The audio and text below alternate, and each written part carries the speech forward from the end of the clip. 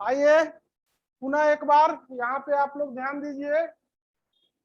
तो जैसा कि मैं बता रहा था कि औरंगजेब के जीवन का एक महत्वपूर्ण पहलू या यूं कहिए कि उसके संपूर्ण राजनीतिक जीवन पर यदि हम गौर करते हैं तो औरंगजेब के दक्कन नीति को लेकर बड़ा चर्चा होती है और इतिहासकारों के बीच आज भी औरंगजेब की दक्कन नीति बड़ा ही विवादास्पद रही है। तो जैसा कि मैंने बताया आप लोगों को कि औरंगजेब दक्कन के सभी राज्यों को जीतकर मुगल साम्राज्य में मिलाना चाहता था और उसने ऐसा किया भी ताकि वह दक्कन में उत्पन्न हुए एक नए संकट अर्थात शिवाजी के रूप में दक्कन में जो एक नया संकट उपस्थित हुआ था वो उसका समाधान कर सके। और औरंगजेब का मानना था कि जब तक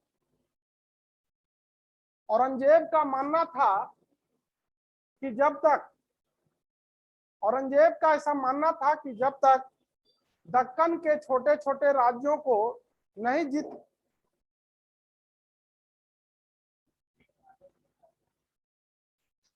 जब तक दक्कन के छोटे राज्यों को नहीं जीत लिया जाता है तब तक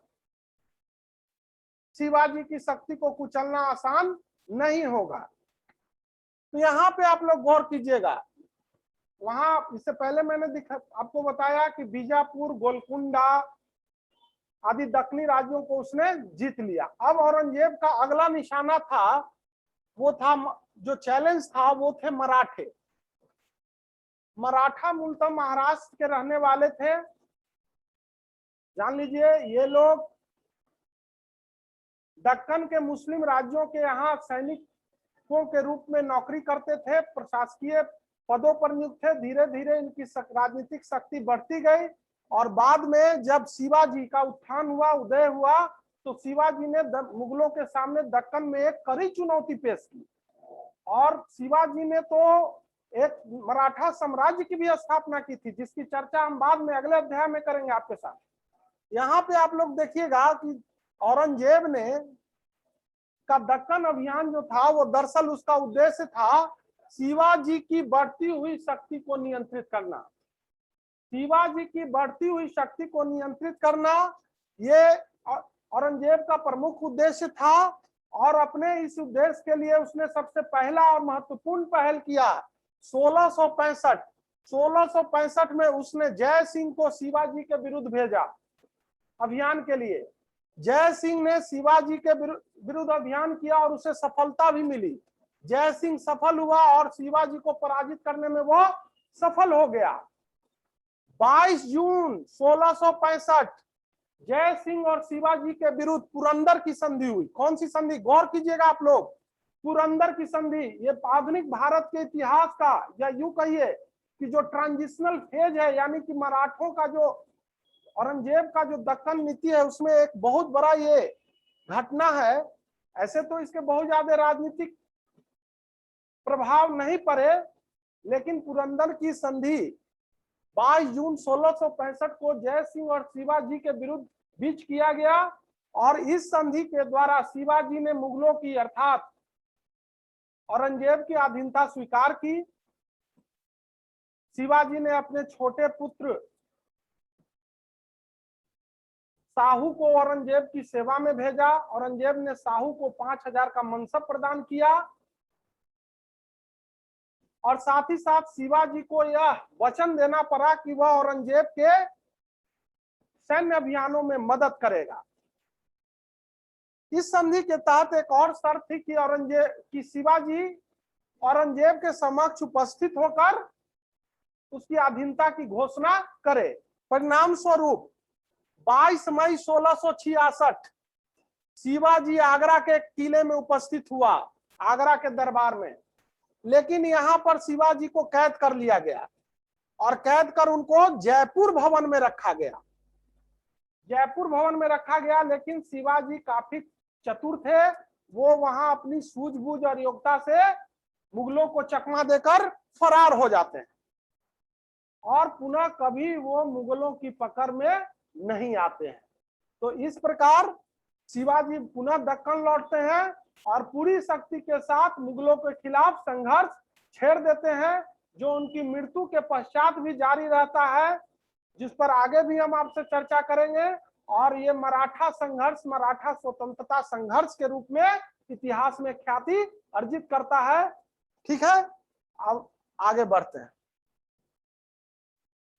अब आते हैं औरंगजेब की धार्मिक नीति।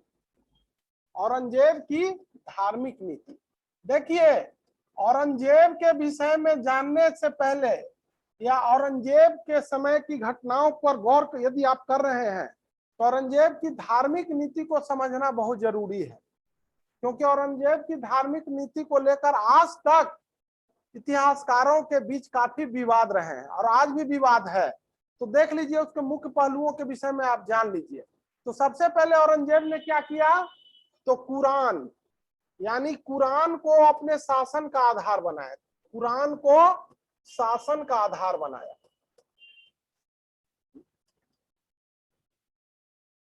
इससे पहले मैंने आपको बताया कि उत्तराधिकार के युद्ध में औरंगजेब ने जब दारा की पराजय होती है तो दारा को अपधर्मी घोषित करवाकर उसे मृत्यु दंड देता है, जो यह दिखलाता है कि औरंगजेब रूढ़िवादी, धार्मिक इस्लामी रूढ़िवादियों की सहायता से, यानी कि कहीं ना कहीं इस्लामी रूढ़िवादियों ने औरंगजेब को सत्ता प्राप्त करने में मदद किया था। परिणाम स्वरूप यह आवश्यक था कि शासन पर वो उसका प्रभाव पड़ना निश्चित था।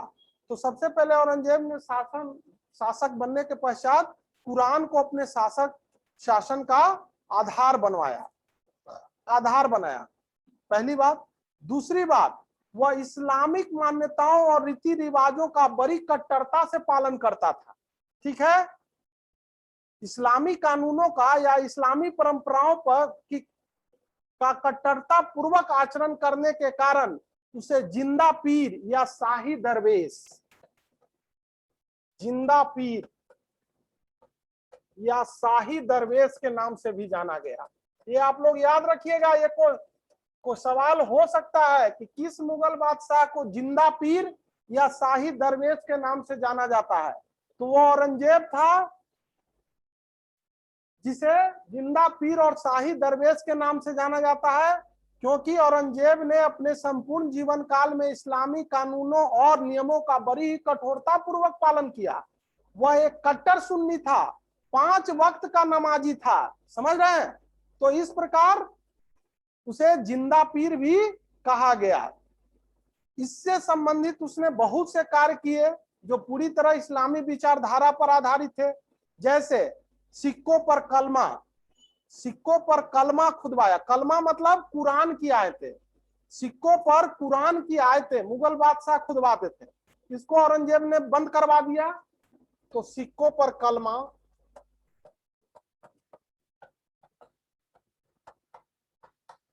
खुदवाने पर पाबंदी। ठीक है, नौरोज पर पाबंदी। नौरोज एक फारसी त्योहार था और अकबर ने इसे प्रारंभ किया था। औरंगजेब ने नौरोज पर भी पाबंदी लगा दिया। ठीक है, आगे उसने संगीत, भांग की खेती, शराब और जुआ पर को भी प्रतिबंधित किया। संगीत, शराब,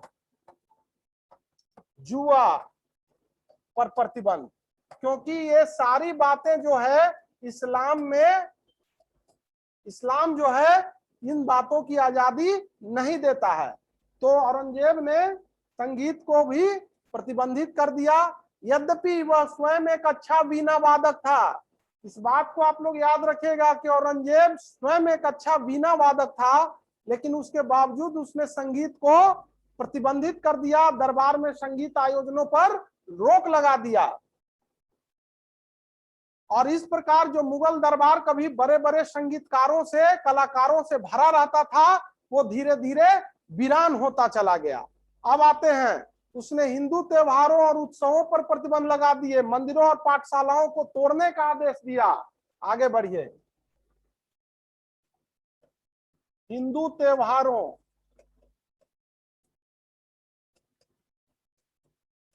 उत्सवों पर प्रतिबंध।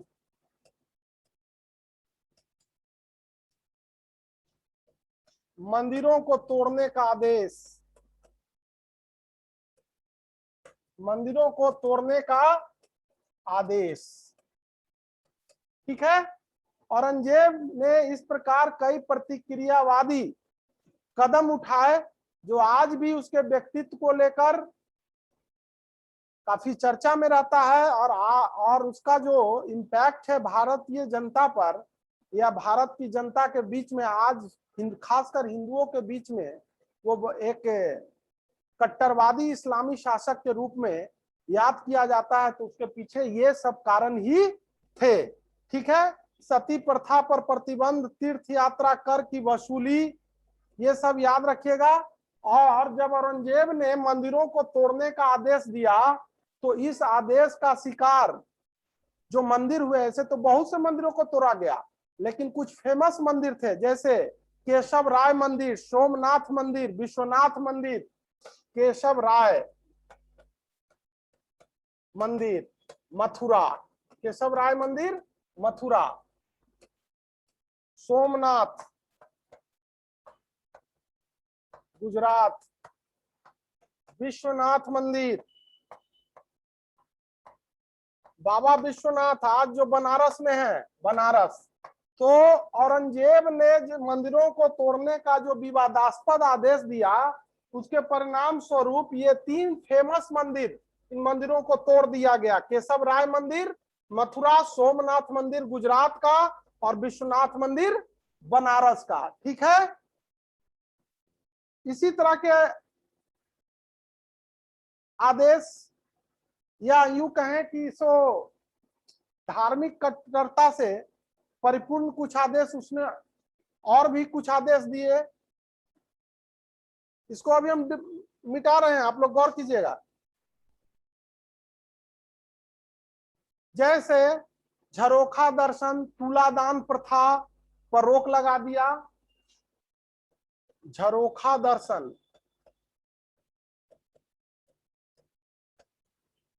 तुलादान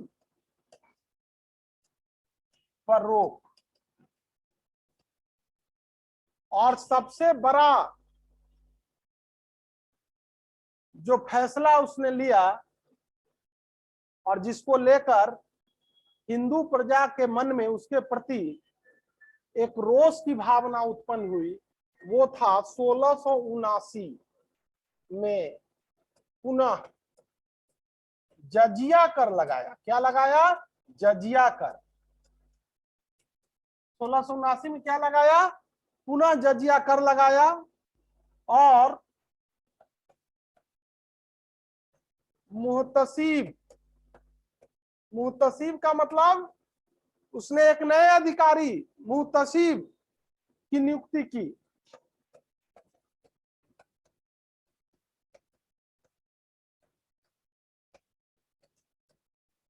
औरंगजेब ने एक नए अधिकारी मुहतसिब की नियुक्ति की। याद रखिएगा, मुहतसिब, इसका काम क्या था? इसे सदाचार निरीक्षक के नाम से जाना जाता था।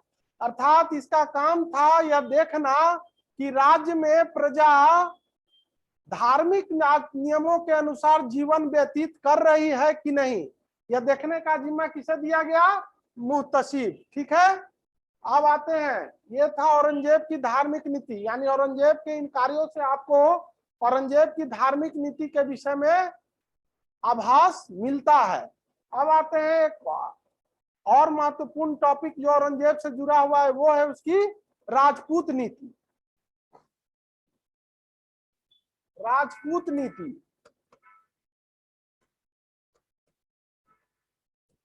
देखिए आप लोगों ने देखा होगा कि वास्तव में मुगल वंश का वास्तविक संस्थापक यदि कोई था तो वो अकबर।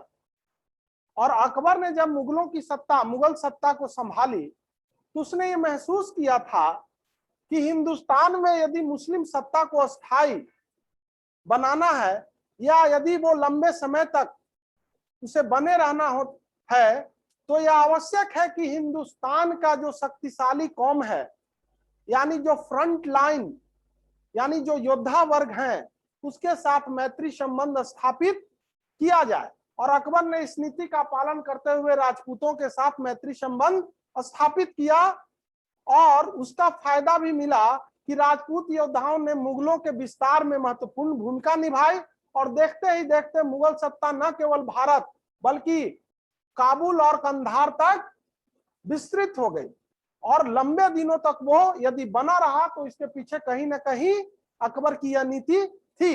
लेकिन औरंगजेब के शासन काल पर यदि हम गौर करते हैं तो यहाँ पर आकर औरंगजेब की नीति जो थी वो अकबर की नीति के साथ सामने या अकबर की नीति के साथ वो अपना साम्यता उसका नहीं बनता हुआ दिखाई पड़ता है। परिणाम स्वरूप शासन की जो संतुलन था वो डगमगाना शुरू हो जाता है।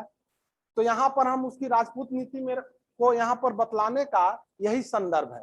तो सबसे पहले देखते हैं कि राजपूत नीति, तो सबसे पहले आप लोग गौर कीजिएगा कि औरंगजेब ने राजपूतों के प्रति कठोरतापूर्ण नीति अपनाई।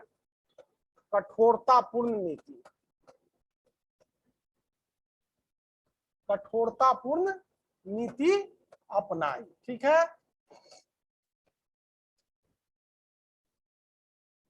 तो सबसे कठोरतापूर्ण सबसे और इस दिशा में उसका जो सबसे बड़ी भूल थी वो ये था कि उसने मारवाड़, एग्जाम्पल में मारवाड़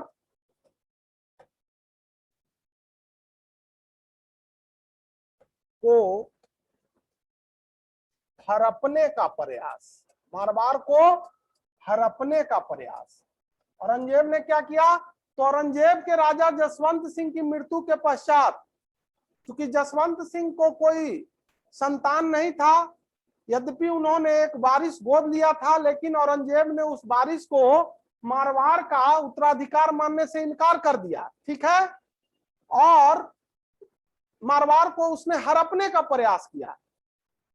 लेकिन औरंगजेब के इस कदम के खिलाफ मारवाड़ में जबरदस्त प्रतिक्रिया होती है और मुगलों के खिलाफ राजपूतों के एक नए प्रतिरोध की शुरुआत होती है। राजपूत प्रतिरोध, राजपूत प्रतिरोध का प्रारंभ, और इस प्रतिरोध का नायक था दुर्गादास। दुर्गादास ये मारवाड़ का सेना नायक कहिए, मंत्री कहिए था, और इसने औरंगजेब की इस नीति के खिलाफ नीति का भरपूर विरोध किया, पुरजोर विरोध किया और मारवाड़ के इस विद्रोह को उसने लीड किया, नेतृत्व प्रदान किया। ठीक है, और कहा जाता है कि दुर्गादास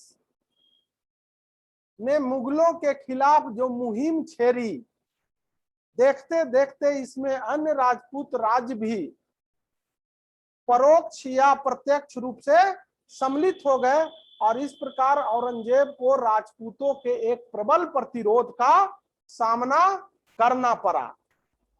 अब आते हैं विद्रोह, औरंगजेब के समय हुए प्रमुख विद्रोह। यहां देखिएगा औरंगजेब के समय प्रमुख जो होने वाले विद्रोह थे। आपको अभी जो मैंने औरंगजेब की धार्मिक नीति, औरंगजेब की राजपूत नीति जो मैंने अभी आपको बताया, वो बताने का मेरा यही उद्देश्य था। जब हम उस विद्रोह को आपके सामने, अर्थात जब औरंगजेब के खिलाफ होने वाले विद्रोहों को जब मैं आपके सामने रखूं तो आप लोग समझ सके कि इस विद्रोह की पृष्ठभूमि औरंगजेब की धार्मिक नीतियों में ही छुपा हुआ था। अर्थात औरंगजेब ने अकबर के द्वारा शुरू किए गए शासन की जो पद्धति थी उसमें जो परिवर्तन किए, जो आधारभूत परिवर्तन किए, उन परिवर्तनों का प्रतिफल ही था कि औरंगजेब के खिलाफ विद्रोहों की एक श्रृंखला प्रारंभ हुई। तो औरंगजेब के खिलाफ सबसे पहला विद्रोह जो था वो रोशनाई विद्रोह।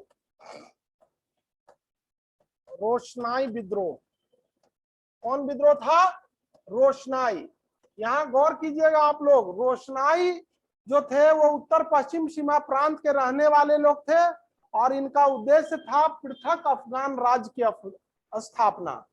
यानी रोशनाई लोग एक पृथक अफगान, यानी कि अफगानिस्तान में भी मुगलों के खिलाफ विरोध के स्वर उभरने लगे थे। दूसरा है जाट विद्रोह। जाट विद्रोह,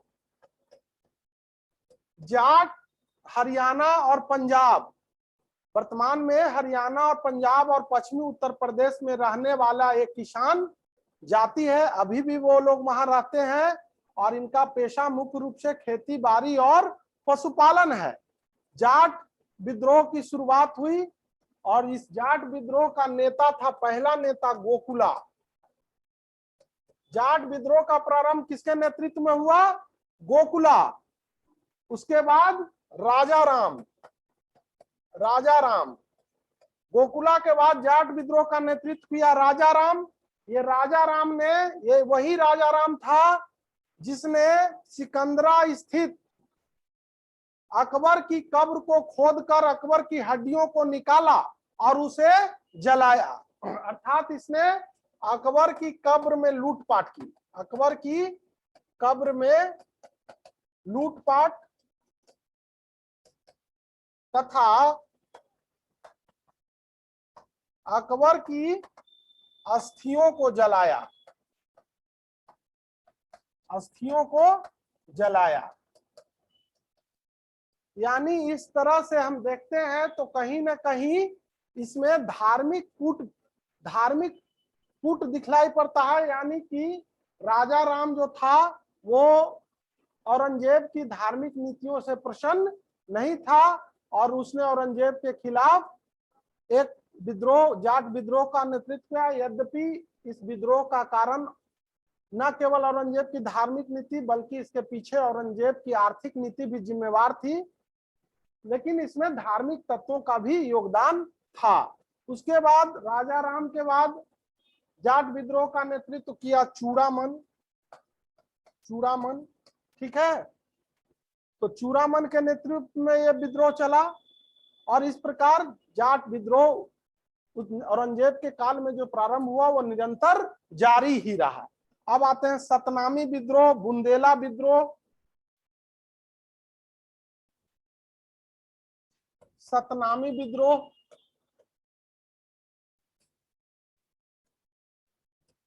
बुंदेला विद्रोह। बुंदेला विद्रोह का नेतृत्व करने वाला व्यक्ति था छत्रसाल। बुंदेला विद्रोह का नेतृत्व करने वाला व्यक्ति था छत्रसाल। उसी प्रकार सतनामी विद्रोह जो था, ये सतनामी वास्तव में एक धार्मिक संप्रदाय थे। ये लोग मथुरा में निवास करते थे। कहाँ निवास करते थे? मथुरा। और तो ये सतनामी विद्रोह, सतनाम यानी कि सतनाम में विश्वास रखने वाला एक धार्मिक संप्रदाय था जो मथुरा में रहता था और उसने विद्रोह किया। इसके पीछे भी धार्मिक तत्व प्रबल थे, ठीक है। तो ये हुआ औरंगजेब के काल की महत्वपूर्ण घटनाएं या औरंगजेब का ये शासन काल के प्रमुख जो बिंदु हैं वो मैंने आपके बीच रख दिया। तो यहाँ पर बाबर, हुमायूं, अकबर, जहांगीर, शाहजहां, औरंगजेब, ये मुगल वंश के प्रमुख शासकों का पीरियड समाप्त होता है। अब जो अगला टॉपिक मैं आपके बीच लेकर आऊंगा या शुरू करने वाला हूं उसका नाम है मुगल प्रशासन। मुगल प्रशासन, मुगल कला एवं साहित्य। अब सबसे पहले हम लोग शुरू करते हैं मुगल प्रशासन। कितना समय है?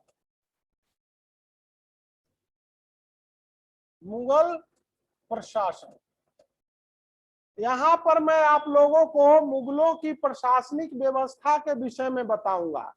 अर्थात मुगल जो 1556 में आए और 1707 तक औरंगजेब के पीरियड तक मुगलों ने जो शासन किया, उस शासन के दौरान उसने भारत में किस प्रकार की प्रशासनिक व्यवस्था की स्थापना की, इस बात पर मैं आपके साथ चर्चा करूंगा। आप लोग गौर से इसे देखिएगा। तो सबसे पहले मुगल प्रशासन के विषय में आप लोगों को जो परिचय है, जो इंट्रोडक्शन है, तो वो आप लोग जान लीजिए। परिचय,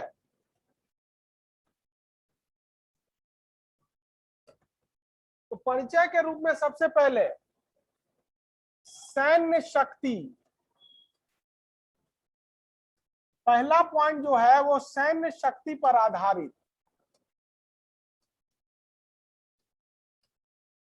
केंद्रीयकृत राज्य।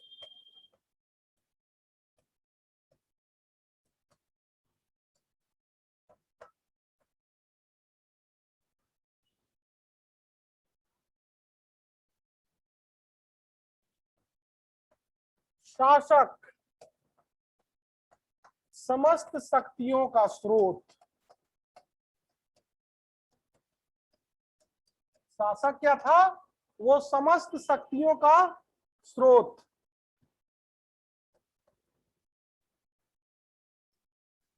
प्रशासन जो था, वो मुगलों का जो प्रशासन था वो भारतीय एवं विदेशी तत्वों का सम्मिश्रण। गौर कीजिएगा आप लोग, मुगल प्रशासन के विषय में मैंने आपको यहाँ पे सबसे पहले मैंने आपको यहाँ बोर्ड पे बताया है परिचय, इंट्रोडक्शन, अर्थात इसकी प्रारंभिक जानकारी, जो आपको इस जानकारी के आधार पर ही आप आगे जो जानकारी मैं दूंगा आपको समझने में मदद मिलेगी। तो सबसे पहली बात क्या था?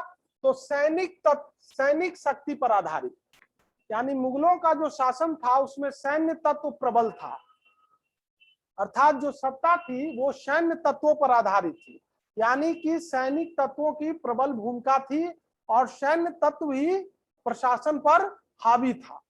दूसरा, यह एक केंद्रीयकृत राज था, यानी सेंट्रलाइज, पूरी तरह से शासन क्या था? सेंट्रलाइज था, यानी कि सभी शक्तियां जो थी वो केंद्र की ओर अभिमुख थी, यानी सभी शक्तियों का स्रोत केंद्र ही था। और शासक समस्त शक्तियों का स्रोत था, यानी शासक से परे कुछ भी नहीं था। शासक जो था वो समस्त शक्तियों का प्रयोग था, वह एक निरंकुश शासक होता था, यानी उस पर किसी का कोई अंकुश नहीं था। लेकिन यहाँ पर मैं आपको बता दूं कि मुगल निरंकुश जरूर थे लेकिन स्वेच्छाचारी नहीं थे। यद्यपि इसको कहा जाता है निरंकुश एवं स्वेच्छाचारी, लेकिन यहाँ बहुत हद तक मुगल जो थे वो क्या थे? सदाचारी, इनको हम कह सकते हैं। कुछ इतिहासकारों ने इन्हें स्वेच्छाचारी की जगह सदाचारी कहा, अर्थात ये प्रजा के हितों से प्रभावित होते थे, प्रजा के सुख दुख को ध्यान में रखकर फैसले लिया करते थे। यद्यपि कुछ मुगल शासकों द्वारा ऐसे फैसले भी लिए गए जो विवादास्पद है, लेकिन मोटे तौर पर ये प्रजा के हित में ही फैसले लिया करते थे। ठीक है। और यहाँ पर एक चीज और आप लोग गौर कीजिएगा, यदि हम मुगलों की प्रशासन को देखते हैं, अर्थात उनके एडमिनिस्ट्रेटिव सिस्टम को देखते हैं, तो मुगलों ने जो प्रशासनिक व्यवस्था भारत में स्थापित किया वो एक मिश्रित व्यवस्था थी, अर्थात इसमें कुछ तत्व जो थे वो भारतीय थे, कुछ तत्व भारतीय थे, अर्थात वो भारत में ही जन्म, अर्थात प्रशासनिक व्यवस्था के कुछ जो पद्धतियां थी, कुछ जो बातें थी वो भारत से बिलोंग करती थी, और कुछ इसमें विदेशी तत्वों का से लिया गया था, विशेषकर ईरान और मध्य एशिया। इस प्रकार मुगलों की प्रशासनिक व्यवस्था भारत, ईरान और मध्य एशियाई प्रशासनिक व्यवस्थाओं का मिला जुला रूप था। तो ये आप लोग देख लीजिए। अब हम इसको आगे बढ़ते हैं।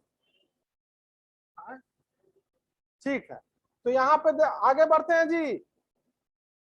अब आइए, जब यहाँ पे गौर कीजिएगा, मुगलों की प्रशासनिक व्यवस्था पर जब हम चर्चा करते हैं तो इससे पहले भी मैंने आपको दिल्ली सल्तनत पढ़ाया था और दिल्ली सल्तनत का प्रशासन भी पढ़ाया था। यहाँ भी मोटे तौर पर वही है बंटवारा, प्रशासन का बंटवारा जो है वो वही है। तो देखिए सबसे पहले मुगल प्रशासन को यदि हम यहाँ पे डिवाइड करेंगे तो इसको ऐसे, केंद्रीय प्रशासन, केंद्रीय प्रशासन, प्रांतीय, केंद्रीय प्रशासन, उसके बाद प्रांतीय और उसके बाद स्थानीय। ठीक है, यदि मुगलों की प्रशासनिक व्यवस्था को देखेंगे तो केंद्रीय, उसका विभाजन जो होगा वो केंद्रीय प्रशासन ये सबसे ऊपर है जी, उसके बाद ये नीचे है और उसके बाद ये उस सबसे नीचे ये है।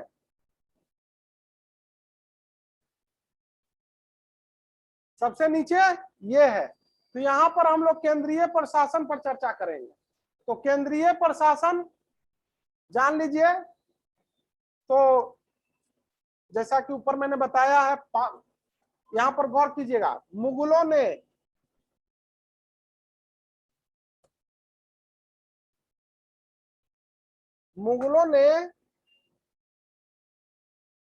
पादशाह की उपाधि धारण की। किसकी उपाधि? पादशाह की। इससे पहले आपने देखा होगा कि दिल्ली सल्तनत के अंतर्गत जो शासक थे वे सुल्तान की उपाधि धारण करते थे, लेकिन बाबर ने पादशाह, पादशाह की उपाधि, पादशाह मतलब होता है मालिक, अर्थात बाबर ने पादशाह की उपाधि धारण की, यानी कि स्वयं को उसने सर्वशक्तिमान कहा। मुगल शासकों ने स्वयं को सर्वशक्तिमान कहा। उन्होंने इस्लामी जगत या इस्लामी जगत में उस समय जो खलीफाई ताकत थी उससे भी अपने आप को अलग कर लिया और खलीफा को उन्होंने राजनीतिक सर्वोच्च मानने से इनकार कर दिया और उन्होंने भारत में स्वयं को सर्वश्रेष्ठ शक्ति के रूप में घोषित किया। ठीक है, अब समस्त शक्तियों का स्रोत, बादशाह जो था वो समस्त शक्तियों का स्रोत था जी, गौर कीजिएगा। यानी किसी भी तरह का कोई भी राजनीतिक निर्णय बादशाह की सहमति से ही लिया जाता था। बादशाह के निर्णय को कोई भी चुनौती नहीं दे सकता था, लेकिन इसके बावजूद शासक को उसके कार्यों में सहायता देने के लिए कुछ अधिकारियों की नियुक्ति की गई थी, जिसे मंत्री परिषद कहा जाता था। मंत्री परिषद, मंत्री परिषद यानी कि प्रमुख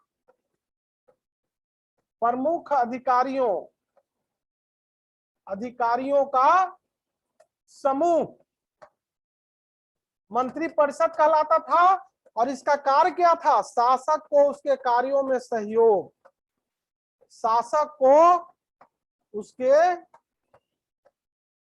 कार्यों में सहयोग। ठीक है, तो ये मंत्री परिषद का प्रमुख कार्य होता था। लेकिन मंत्रियों की नियुक्ति भी शासक के द्वारा ही की जाती थी और उन्हें उनके पद से बर्खास्त भी शासक कर सकता था।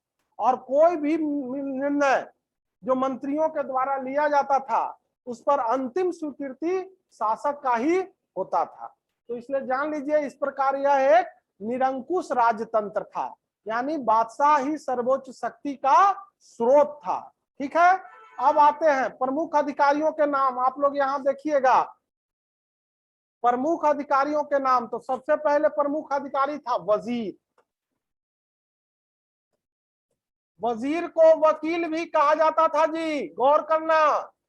पहला जो प्रमुख केंद्रीय प्रशासन का जो पहला प्रमुख अधिकारी था उसका नाम था वजीर, और इसे वकील भी। जान लीजिए, बाबर एवं हुमायूं के काल में वजीर की काफी प्रतिष्ठा थी। वजीर की काफी प्रतिष्ठा। बाद में अकबर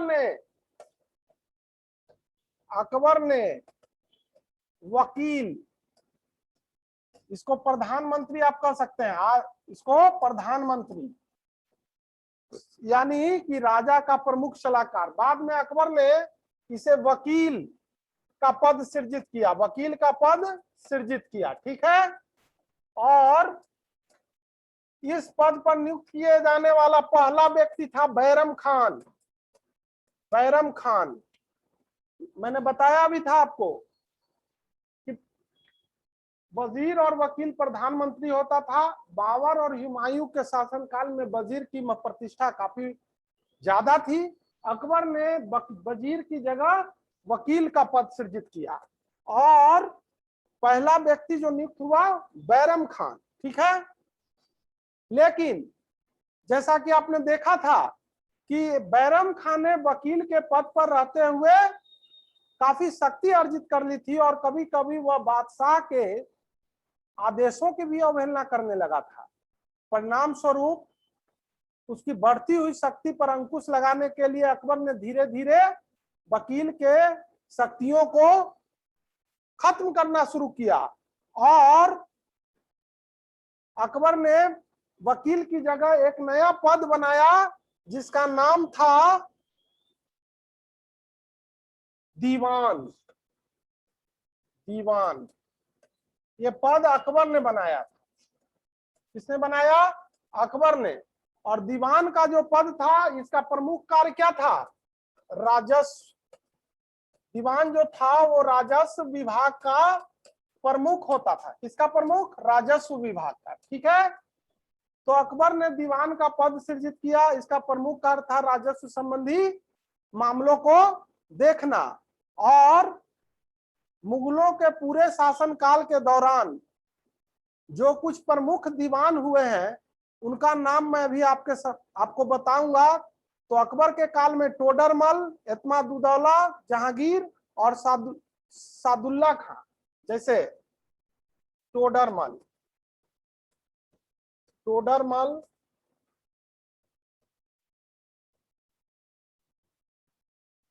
एतमादुद्दौला,